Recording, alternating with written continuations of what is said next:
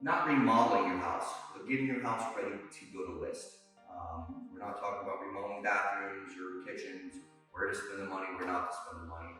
Things that people overlook that they should do prior to listing to keep the buyers happy when they're showing and to avoid issues during home inspection. Perfect example is your sliding glass doors. People may have 2-3 sets of sliding glass doors, but only use one. One they use works perfectly. They have no idea that the other ones have sat there for 6, 7, 8 years and the wheels rusted up and they don't open properly. Check all your sliders. Make sure that they're opening and closing, they lock.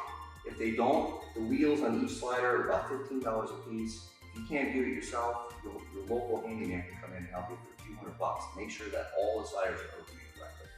The other big thing is windows. You may live in a house where you use a few windows on a daily basis or a monthly basis, but you may have a few windows in the house you haven't touched in years.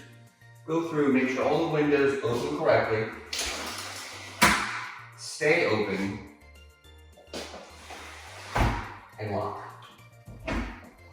If they don't, again, your local handyman can come over for a few $100, change out the sash or change out the lock and make sure that they're working correctly. If they work during the home inspection, the home inspections will be that much cleaner. Another great idea is to check your plumbing valves underneath your kitchen sink, bathroom sinks, and your toilets. 9 times out of 10, people haven't looked at those in years, all right? Turn them, make sure that they turn on and off correctly. Make sure that you don't have any corrosion around the threads. If you do, your local plumber will come over for a very affordable price and replace those. And again, that's one less thing that shows up with your home inspection.